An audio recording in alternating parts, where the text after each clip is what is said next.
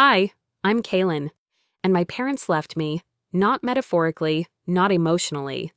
They pulled over on a dark highway, told me to wait for someone, then drove off like I was trash. They were finally done hiding, no wallet, no phone, no dignity. And just when I thought that night would be the end of me, a black limousine pulled up. One deal, one lie, one dinner pretending to be a stranger's wife, and everything they tried to bury started clawing its way back to the surface. Before we dive in, tell me, what time is it where you are right now, and where are you listening from? Drop a comment below, because what you're about to hear might just sound like your story too. I got the text at 3:42 p.m. Hey, Rhiannon wants you to come by tonight, 7 p.m. Don't make a scene. No, hello, no, how are you? Just that. I stared at the screen, thumb hovering, unsure what to even say back. A dozen thoughts raced through my head, but in the end, I simply replied, okay. Micah was on the living room floor, cross-legged with his Legos. When I told him we were going to his aunt's birthday dinner, he looked up, hopeful. Maybe they'll be nice this time, he said. I forced a smile. Maybe, baby. I didn't believe it. But still, I pulled the gold necklace from the box I'd hidden in the back of my closet. Delicate, a tiny pendant shaped like a key, not cheap. I'd been saving up little by little, skipping takeout and walking past sales for weeks. I told myself it was a gesture of peace, that maybe it would open a door somehow. By the time we pulled into their driveway, the sun was low, bathing the Houston sky in dusty orange. Their house looked like something out of a magazine. White columns, oversized lanterns, a lawn so perfect it could have been fake. Inside, everything was trimmed in blush and gold. Candles flickered in crystal holders, champagne flowed freely, and Rhiannon stood by the fireplace, dressed like she was waiting for a photographer from Southern Living. She spotted us. Her smile tightened. Kaylin, you made it. Not, I'm glad you're here. Not even a hug. Micah offered a polite wave. Rhiannon barely acknowledged him before turning to chat with someone from her yoga studio. I placed the necklace gift box on the pile of other presents stacked under the gift table. Hers was the only name written on the tags, looped in big cursive letters. A woman I didn't recognize led me to our seats. I blinked at the card. My name misspelled. Again. Kaylin. Everyone else was bunched together near the head of the table. We were in the corner near the hallway. I kept my hands in my lap. Micah whispered, "It's okay, Mom," and gave my fingers a squeeze. I smiled at him. I didn't want him to feel what I felt. Dinner was plated and passed. Laughter filled the room like background music in a sitcom. People reminisced about Rhiannon's college days, her job at the marketing firm, her condo in Midtown. No one asked about me. At one point, I glanced under the table. The box with the necklace was still there, untouched. The ache in my chest settled in like old bruises. I knew better than to expect anything else. Then Rhiannon stood, lifting her glass. "I just want to thank everyone who matters," she said, beaming. "My amazing parents, my ride-or-die besties, and all of you who've supported me in every season." Applause erupted. I didn't clap, couldn't. Micah looked at me, confused. I gave him a small shake of my head, eyes fixed on the candle in front of me. I waited until dessert was being served to quietly slide my chair back. I touched Micah's shoulder. He knew the drill. As we tiptoed toward the door, my mother appeared, like she'd been waiting. "Why must you always ruin the mood?" she hissed. I blinked. "By existing?" Her eyes narrowed. "You just can't help but draw attention to yourself." My father appeared behind her, jaw tight. "Let's not do this here. We'll take you home." I didn't argue. I didn't want a scene, not in front of Micah. The car ride was silent. not a single word. Rain began to dot the windshield, the kind of rain that starts light but swells fast. I watched the droplets race each other, tried to focus on that instead of the tightness in my throat. Somewhere past the city limits, headlights thinned, the highway stretched longer and darker. Then the car slowed. "What?" I started. My mother didn't turn around. "We'll send someone to get you later." The door unlocked with a sharp click. "Out!" I froze. Micah reached for me, panicked. "Mom!" But my father had already opened the back door. I stepped out, clutching Micah's backpack, my heels sinking into the gravel shoulder. The rain picked up, soaking my blouse in seconds. I turned just in time to see the taillights disappear into the dark. No words, no goodbye. Just the sound of tires splashing through puddles, fading. I wasn't crying, not yet. I was too busy trying to understand what just happened. The rain didn't stop after they drove away. It thickened, turning the road into a ribbon of dark glass. I stood there for a moment longer than I should have, watching the space where their car had been, as if it might suddenly reverse and prove this was all some awful misunderstanding. It didn't. I reached for my phone with shaking fingers. One bar, then the screen dimmed, flashing a warning I didn't need to read. I tried calling the only friend who still answered my messages. Straight to silence. The phone buzzed once, weakly, and went black in my hand. No signal, no money, no umbrella. Just a thin jacket that soaked through in minutes. I started walking. My heels slipped on the shoulder of the road, gravel biting into my soles.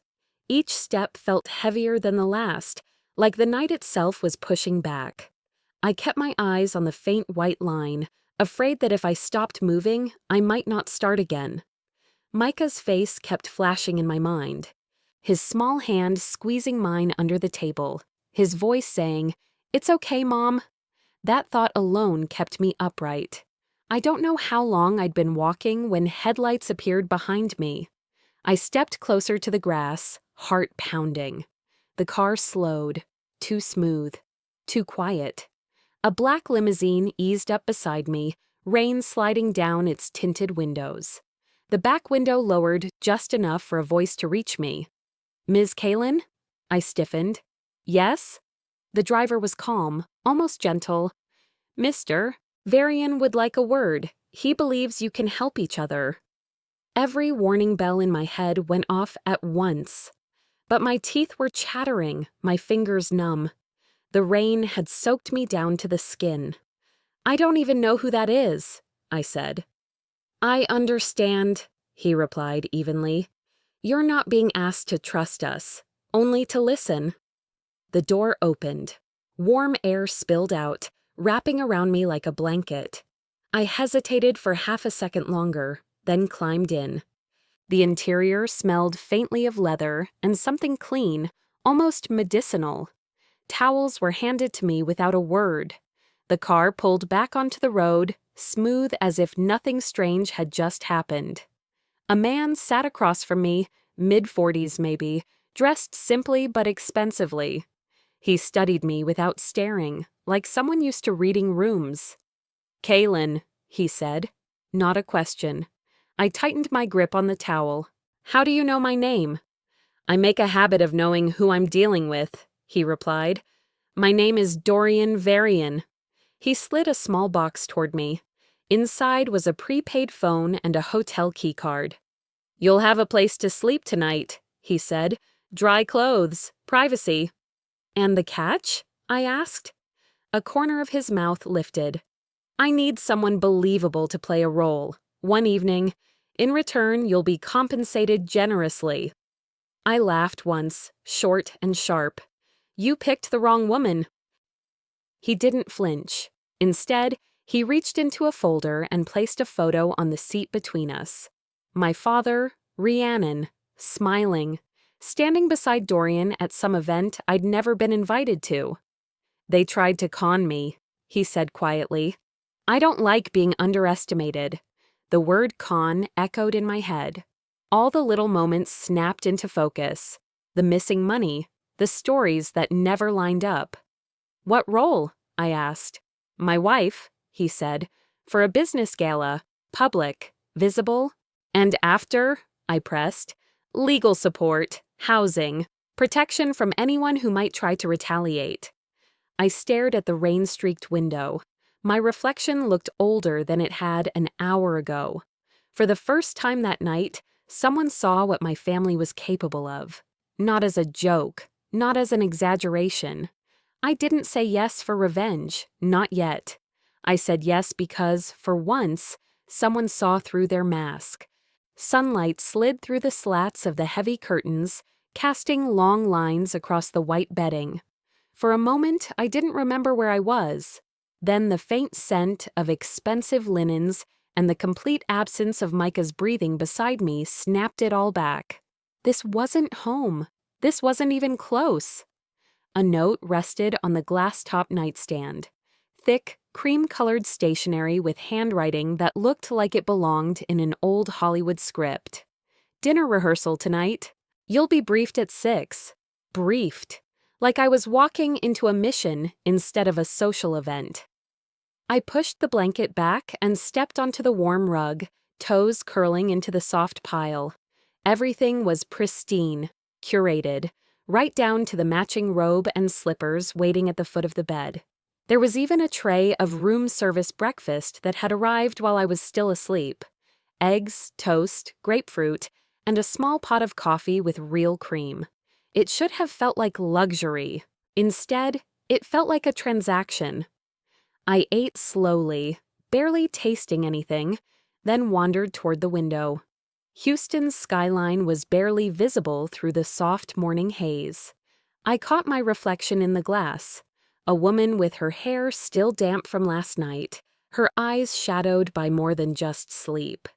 It reminded me of another morning, a different version of me. I was 16. Rhiannon was 17, already the one who walked into rooms and made them stop. That year, her birthday landed 10 days before mine. Mom threw her a garden party, white paper lanterns, a cake from that overpriced bakery in town, even a DJ. The neighbors came, so did Dad's coworkers. I helped set up folding chairs and arranged centerpieces with trembling fingers because I was terrified of getting the ribbons wrong. When I asked later that week if we'd be doing anything for my birthday, Mom barely looked up from her planner. "We can't afford 2 big parties in 1 month, honey. You understand." I nodded. What else could I do? I spent my birthday cleaning the kitchen while laughter floated in from outside.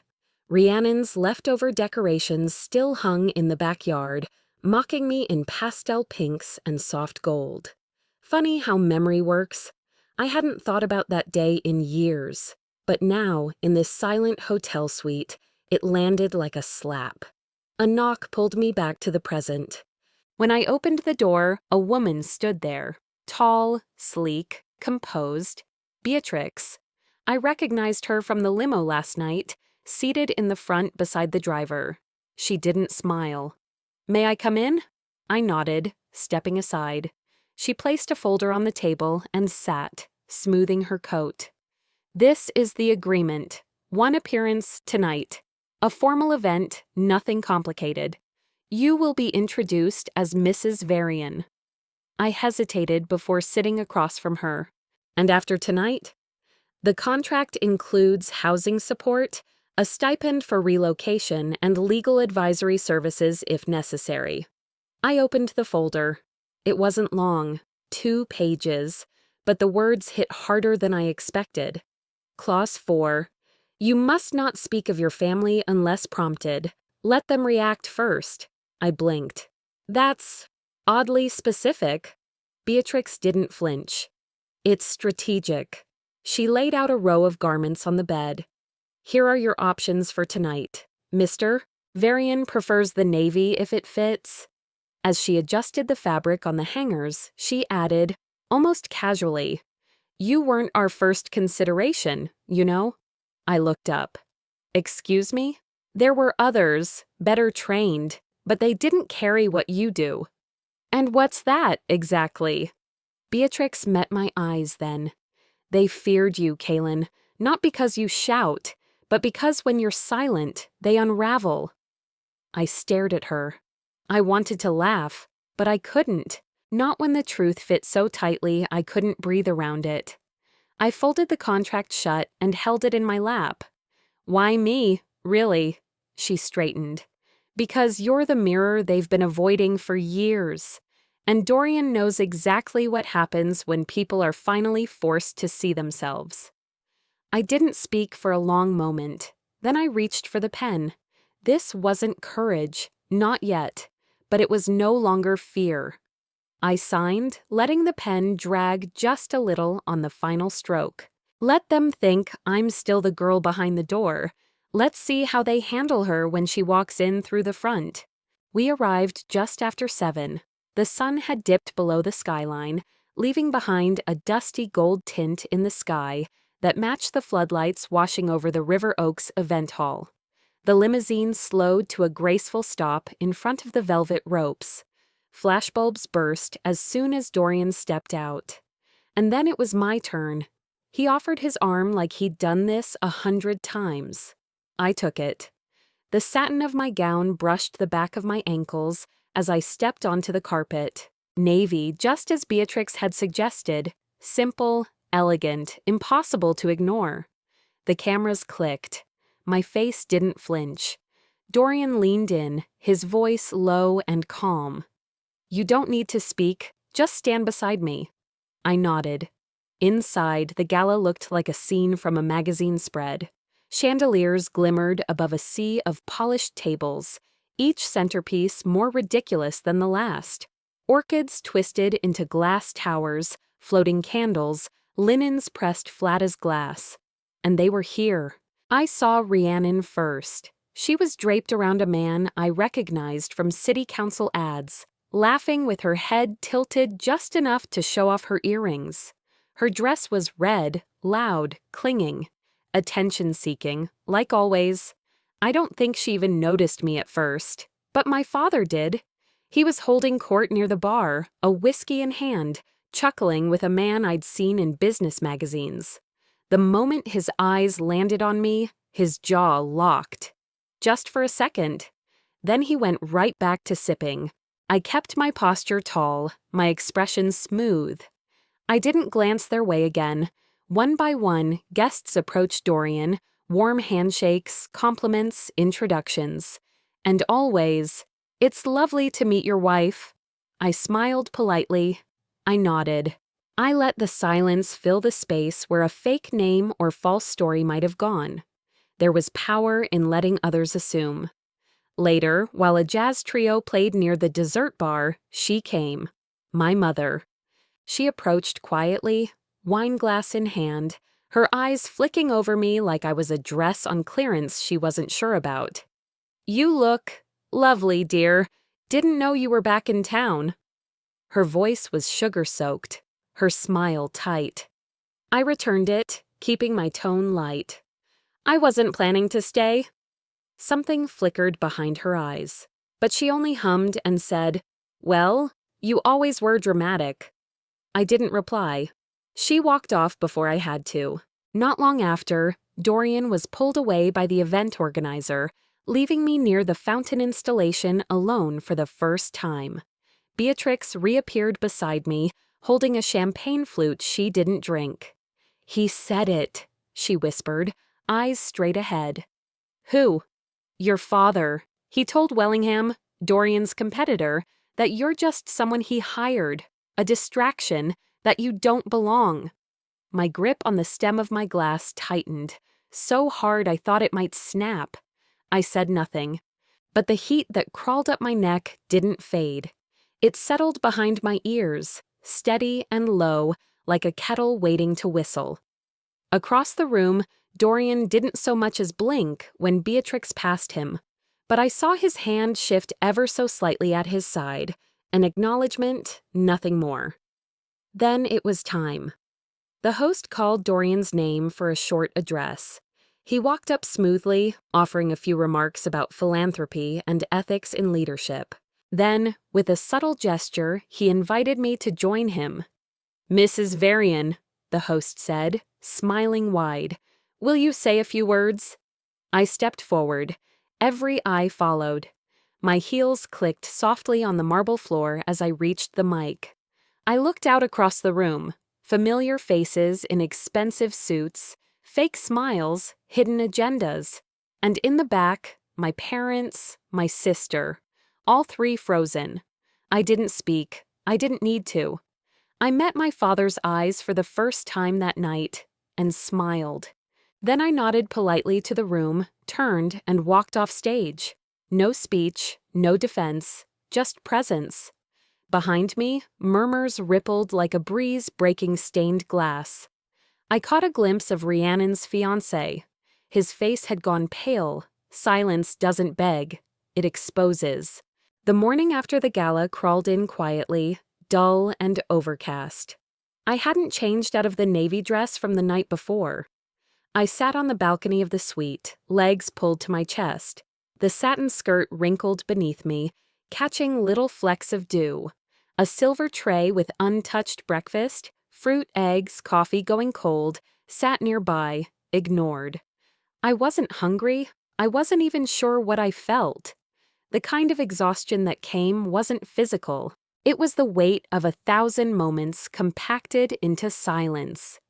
I kept seeing their faces, my father's jaw tighten, Rhiannon's confusion curdling into something close to panic, my mother's eyes searching for an angle behind a smile that didn't reach. They weren't angry because I lied. They were angry because I hadn't played the part they assigned, the part of the girl behind the door. I don't know what pulled the memory forward, the breeze maybe, or the sound of a car horn 3 floors down. But suddenly, I was 16 again. There was one room in that house I was never allowed to enter. My father's study. The door was always locked. The brass knob stayed polished but cold. No one questioned it, not even Rhiannon. But I remember the day I drew a family portrait for school. Our little group in crayon, uneven and hopeful. I slipped it under his study door, thinking he might put it on his desk. Later that day, I found it torn in half and left by the foot of my bedroom door. Nothing was said, no yelling, just that silent return. That was the first time I understood you could be raised in a house and still be treated like a guest. My phone buzzed beside the tray, unknown number. I let it go to voicemail, but then it rang again, same number. I picked it up. "Kaylin," came my mother's voice, soft in a way that never sat right. "I was hoping we could talk, privately, just you and me." There was a pause. "I won't bring your father if you don't want. There are things you deserve to hear." I didn't respond right away. I looked down at the city through the balcony railing. My fingers tapped the phone, absently, like testing whether it was real. Later, Dorian found me in the lounge area near the elevators. He wore one of those expressions that said he already knew what was coming. "You don't owe them anything," he said gently, placing a small envelope on the table, probably details for the next appearance, logistics, something controlled. I looked up. "I owe myself the truth." His nod was slow, not agreement exactly, more like respect. I called my mother back an hour later, told her I'd come. She sounded relieved, or maybe just glad the performance could continue. That afternoon, Beatrix offered to drive me, but I said no. I wanted to walk through that front door alone. The house hadn't changed much, still wrapped in its pristine silence. The hydrangeas were overgrown, their once-trimmed edges spilling onto the walkway like they'd given up being contained. Inside, the smell was the same. Furniture polish, citrus, something floral layered faintly over it all. What had changed was the study. The door was open. My mother waited inside, sitting on the edge of the sofa like she was afraid to lean back too far. A china set sat on the coffee table, steeping tea she didn't pour. "You came," she said, more statement than greeting. I stood just past the threshold, glancing at the books lining the shelves, the mahogany desk. my father's world. I said I would. You've certainly made an impression. I said nothing. She reached for the teapot. Would you like? No. Footsteps approached behind me. My father. Of course. He walked in like it was any normal Tuesday, as if last night hadn't happened. You've made a mess of things, he said, not looking at me. Are you done playing wife to that man? The words hung there, dry and hollow, like a script he'd been rehearsing. I stood still, jaw clenched. They weren't trying to fix anything. They were trying to reset the narrative, push me back into the margin. You don't see it, do you? I said, voice low. You still think this is just me acting out. Kaylin, my mother started, that syrupy softness returning. We just want what's best for you. No, I cut in. You want what's best for you. Always have. The silence stretched, thick and immovable. I looked down, then reached to adjust the inner lining of my coat. My fingers brushed the embroidery stitched into the satin of the dress beneath. Micah A. Greaves. That name, my son's name, the one thing that had never betrayed me. I didn't cry. I didn't raise my voice. But when I looked up again, something in my face must have shifted, because even my father blinked. I didn't come here for peace, I said.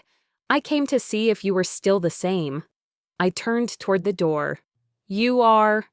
And I closed it, not with force, not in anger, just with purpose. The door clicked shut behind me, sealing in more than just the stale air of that house.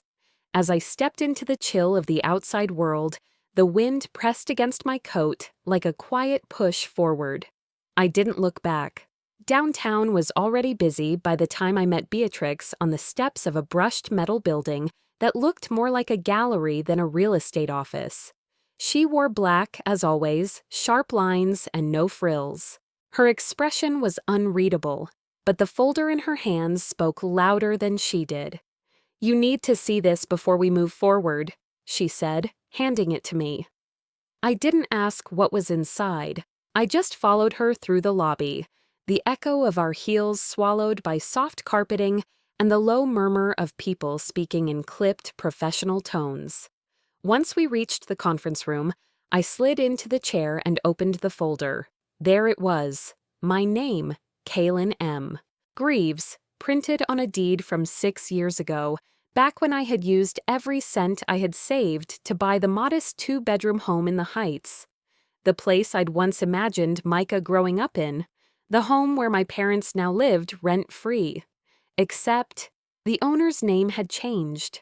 The deed had been transferred to my father 5 years ago. My signature was there, but I hadn't signed it. A cold pulse started behind my ribs. I flipped through the rest of the pages. Legal jargon. Transfer of ownership. Power of attorney. I stared at the lines until they blurred, then turned slowly to Beatrix. They forged it. She didn't nod. She didn't have to. It was used to leverage a business loan last year. They're now in default. I blinked. Once. Twice. It didn't land all at once. It trickled in, sharp like broken glass beneath bare feet. I wasn't just erased. I was collateral. My breath stayed even, but I gripped the edge of the table to keep from shaking. Somewhere, a version of me was still trying to understand how far they'd been willing to go. How long they'd planned this. How easy it had been to hand me the illusion of family while stealing everything under it. My mind traveled, years back, to a narrow internet cafe in Prague, the screen flickering as I uploaded my documents and emailed them home. Just for safekeeping, Mom had said, sweet and practical. We'll keep it all organized until you get back. It's still yours. Still yours. It was never mine. It was just held, like a pawnshop item, until they could cash it in. That night, Beatrix and I rode in silence to her apartment downtown. The city shimmered through her glass walls. She poured herself tea. I passed. My head felt too full of static. The The call from Dorian came just before midnight. "They reached out to my office today," he said you were unstable, that I should reconsider our arrangement. I sat down slowly on the armrest of her couch, the words rolling through me, measured, intentional. "Did you believe them?" I asked. A pause.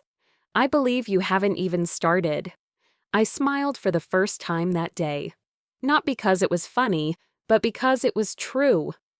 I spent the rest of the night rereading every page in that folder, cross-checking, annotating, and at 8 a.m. sharp, I called a lawyer, not Dorian's, mine. I gave him the full story, dates, details, voice recordings, the forged signature, the fake power of attorney, the loan, the house, my name. He asked me, after a long silence, if I wanted to pursue criminal charges. "I want the deed back," I said, "and I want their names on a fraud complaint." He exhaled through the phone. "We'll begin proceedings immediately." After I hung up, I looked down at the folder again. The edges were creased now, the paper tired from being handled too much. But my name was still on it, buried under lies. And I was done waiting to be given space. I wasn't doing this for revenge. I was doing this because I exist, and that's not negotiable. The next evening arrived with a chill that didn't come from the weather. Houston's spring air was mild, even warm, but something in me had turned cold with clarity. Beatrix had said it simply that morning. "They think they're walking into a stage. They don't realize it's your court." The dinner was hosted in one of Dorian's favorite venues, intimate, high-end, designed to impress, but not overwhelm. The kind of space where conversations stuck, not because of the acoustics, but because everyone present had something to gain or lose. My dress was simple, not flashy, not soft. Sharp lines, deep navy, hair pulled back. No jewelry except the small pendant Micah made me in second grade, strung on a thin silver chain. That was enough. That was real. Guests arrived in clusters, Dorian's associates, a few public figures, a couple of people I recognized from local business panels. Then they walked in, my mother, already scanning the room, my father looking like he'd been invited to receive an award, Rhiannon trailing behind them, all teeth and lip gloss, tugging at her neckline like it wasn't tight enough already. They smiled when they saw Dorian. It wasn't until they saw me standing beside him that something shifted, just slightly, enough to make Rhiannon blink twice before recovering. Dorian greeted them with the same warmth he gave everyone else, no more, no less. He led them to the head table, where I was already seated. We went through the motions, salads, polite chatter, clinking glasses. My mother kept commenting on the wine.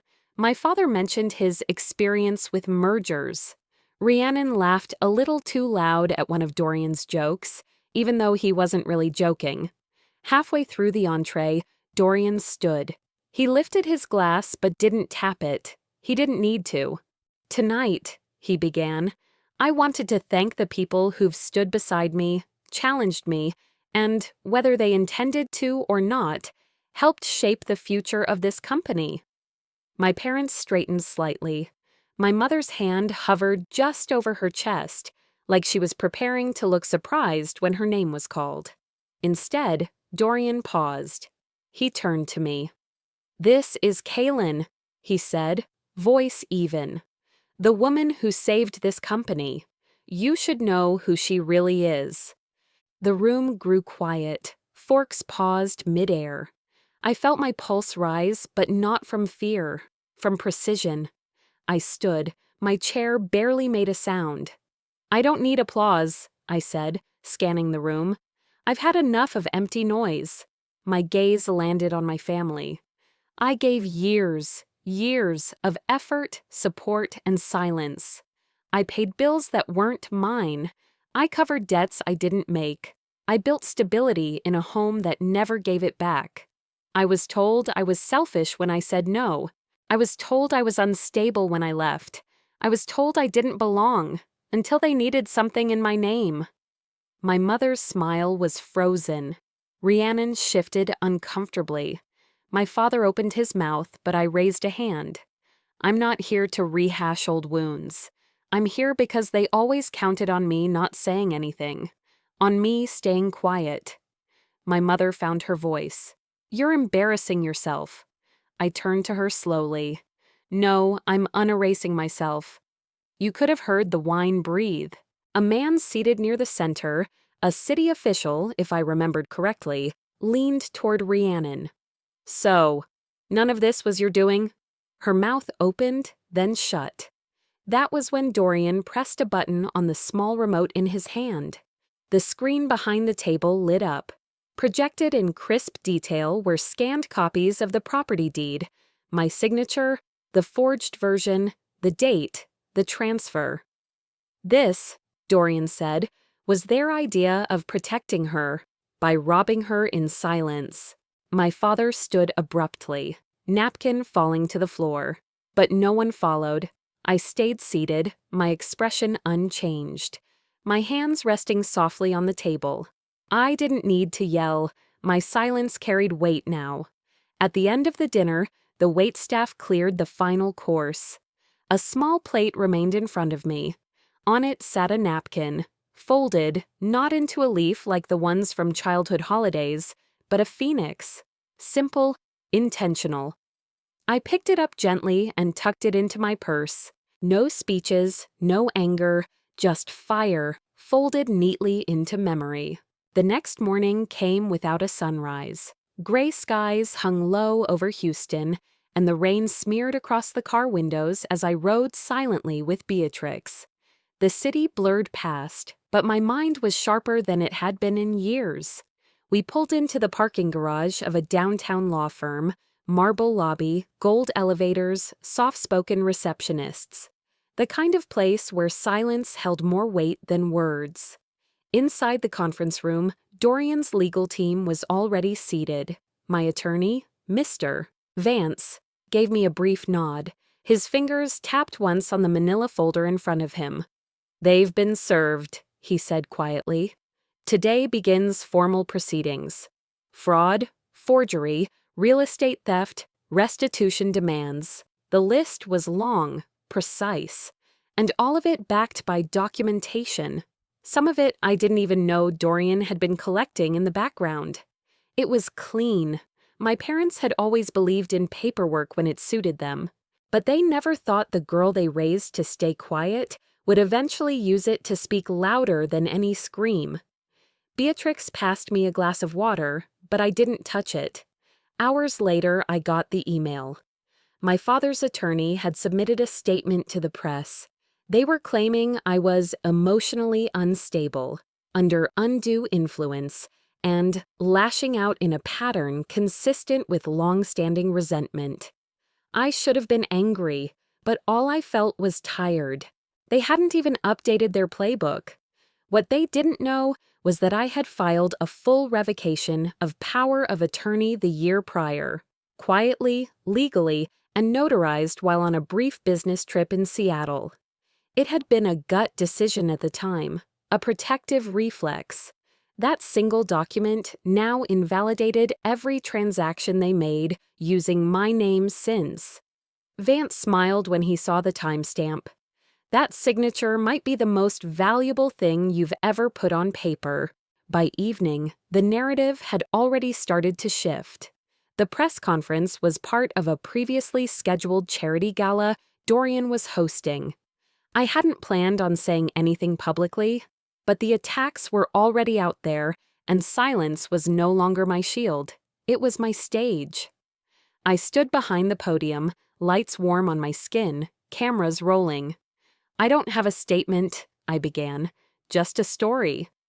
I didn't mention my parents, or the house, or the forged papers. I talked about what it means to disappear inside your own life, to be erased gently, gradually, by people who say they love you while making sure your name is never quite where it belongs. I talked about what happens when silence becomes comfortable, when trust is a one-way mirror, and what happens when someone walks through the reflection instead of waiting on the other side. The final slide on the screen behind me wasn't a quote or a mission statement. It was the deed to my house, my name, restored, faded into the background behind the title, The Greaves Foundation for Financial Justice. The audience stood in applause, but it wasn't the clapping that stayed with me. It was the absence of denial, the quiet respect of truth laid bare. Afterward, I stepped backstage, still half in the moment, when I saw her. My mother, no entourage, no fake pearls, just her, standing like she had something else to lose. "You planned all of this," she said, voice tight. "From the start." I reached into my purse, pulled out the neatly folded napkin, shaped like a phoenix, still crisp. I held it out. "No," I said softly. "You did, when you decided I wasn't real enough to deserve a seat at your table." She didn't take the napkin, so I placed it gently in her hand, turned, and walked away. Outside, the air had changed. The rain had stopped. I paused beside a glass wall before stepping into the night. In the reflection, I didn't see someone's daughter, someone's liability, someone's burden. I saw the host. The next morning, I let myself into the house with a key that had once meant nothing. Now it turned quietly in the lock, not to conquer, but to reclaim. The silence inside was different. Not the kind I used to dread, heavy with expectation and judgment. This was the kind that let you hear your own breath, feel the way your heels echoed softly on bare floorboards. There was no one here to interrupt, no one here to erase me. The rooms were stripped, the furniture gone. The walls that once held a dozen curated photos, birthdays, graduations, family vacations I was barely part of, were now punctured only by nail holes and the faint yellow outlines where frames had once been. I walked the hallway slowly, not out of hesitation, but reverence, like I was finally allowed to move through the space at my own pace. The way the morning light slanted through the kitchen window made it look bigger somehow, less like a stage and more like a starting point. I found a chip in the paint by the entry to what used to be my sister's bedroom. I touched it with my fingertip, half smiling. That had been me, 12 years old, slamming the door after Rhiannon told her friends I was adopted. I wasn't, of course. But the way she said it, with ease, with audience, planted the idea just deep enough to ache. I moved on. Contractors were already on the back patio, reviewing blueprints and renovation notes. When I stepped outside, one of them waved, a young man with a dust-covered clipboard and steel-toe boots. "Miss Greaves," he said, eyes cautious but kind. "Question about the interior walls.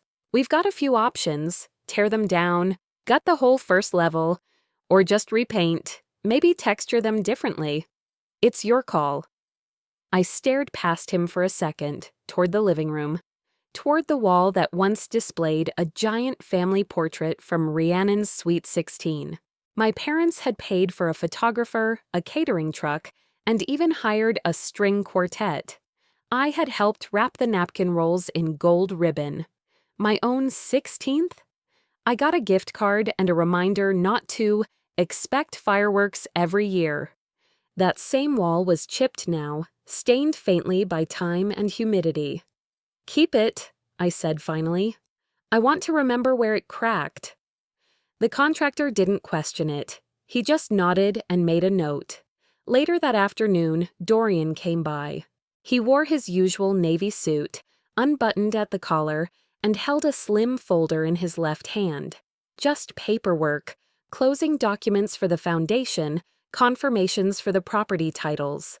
Nothing personal, nothing we hadn't already discussed. We sat in the bare dining room, the legs of our chairs scraping gently on the old wood. No music, no coffee, just the sounds of signatures and slow exhales. "I guess this is it," he said, offering a small smile. I smiled back. "No contract extensions?" He laughed, but not out of romance, out of respect. "You didn't need saving, Kaylin." And you didn't need a wife, I replied. You needed a mirror. There was nothing left to say. We shook hands. He left. I didn't watch him walk away this time.